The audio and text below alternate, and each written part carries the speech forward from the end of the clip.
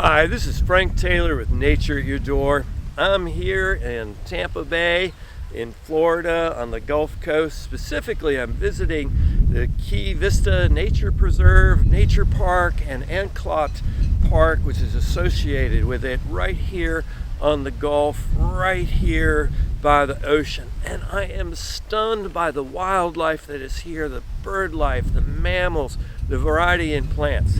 But this episode is about something else that stunned me. I showed up here and I'm looking at some people and I'm thinking, what are they doing? And I see all these vultures around, and I see some people that are feeding feral cats right here at this nature preserve on the Gulf Coast with some of the most magnificent bird life I've ever seen.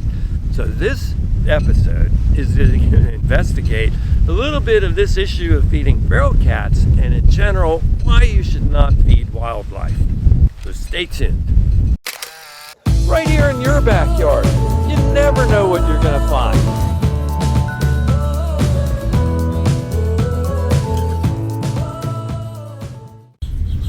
So I drove up here in my car and I was going to come up and walk along the pier and take a look, see what I could find here and what I might see. And lo and behold, I see these vultures hanging around right here at the entrance to the park, at the entrance to the pier. Then I see a couple people and they're actually leaning over, putting bowls out and feeding feral cats. And I'm stunned, not because I get people that feel for cats, are compassionate about cats, and want to do well-intentioned things for cats, but to be supporting a feral cat population right here at a nature preserve is just astounding to me. Some of the negatives I can see here is that one of them is feral cats are different from domestic cats. They're more or less wild animals. And like wild animals, when they become attuned to humans and become accommodated to humans, they're going to get closer and closer. And the opportunity for a negative interaction with a human is greatly increased. Cats carry many diseases. They're also going to concentrate the number of cats and make it more likely cats will spread disease to each other.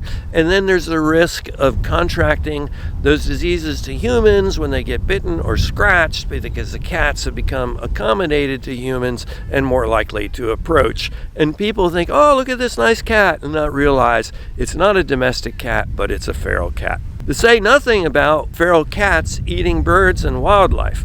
They're ferocious predators. They'll eat lizards, reptiles, snakes, birds, small mammals. National Geographic estimated that cat in the wild might be eating as many as 1 billion to 4 billion birds every year. So it's a significant and a major problem. And I don't want to get into the whole feral cat thing and stuff.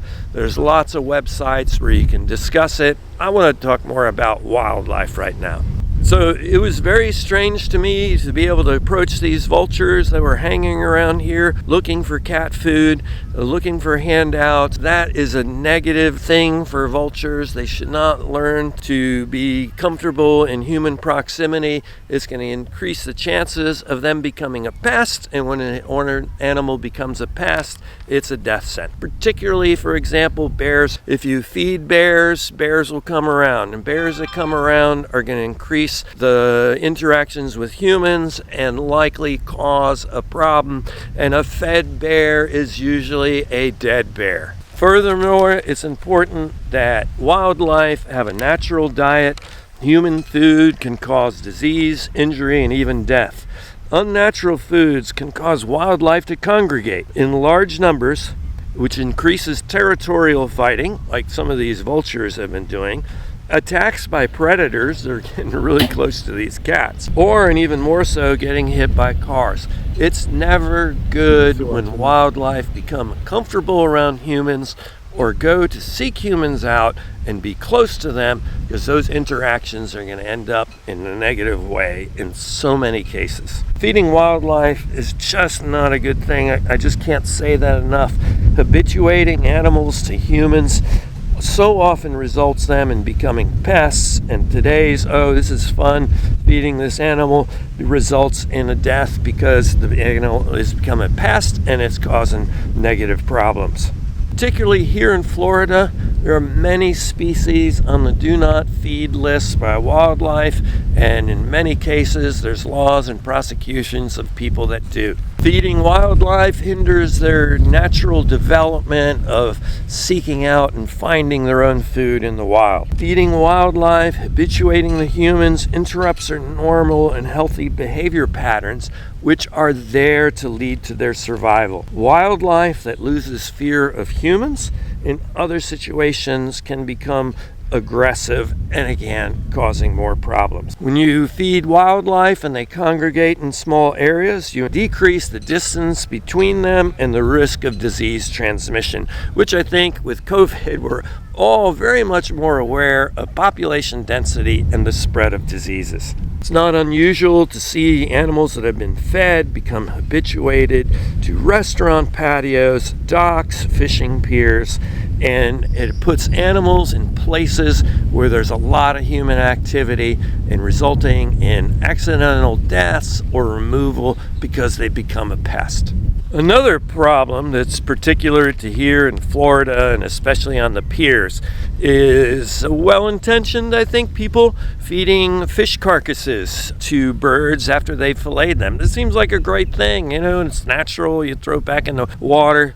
But for example, pelicans can pick these up and they can become severely injured by these large fish that are just exposed bones, large bones. They can puncture their throats, they can get trapped in their digestive tract, and it's just not a good thing. Again, don't feel wildlife.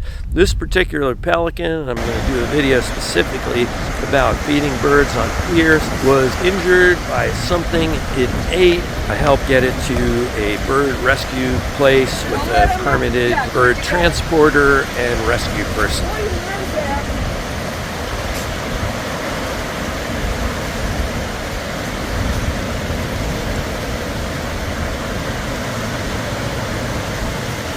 Well, thank you for watching this episode of Nature at Your Door. Sorry to bring up the feral cat issue. I know we probably have a divided country on that, but overall, really, it's not good to feed wildlife. Try not to feed wildlife. Check local wildlife laws to find out specifically what wildlife is okay to feed and what is not, and how you can do that. So this has been a special on-the-road episode here in Florida. Check out my Florida playlist or my maritime playlist. I should have at least a dozen episodes on Florida plants, trees, and wildlife before I finish here. So be sure to check that out on my channel. And remember, if you like what I do, please subscribe, give me a like, and leave me a comment. I love hearing from my viewers. And remember, I cover all things nature, from frogs, toads, snakes, and turtles, the myriapoda, insects, trees, wildflowers, and fungi. I cover all the things you might encounter just outside your door. Thanks again for watching this episode of Nature at Your Door.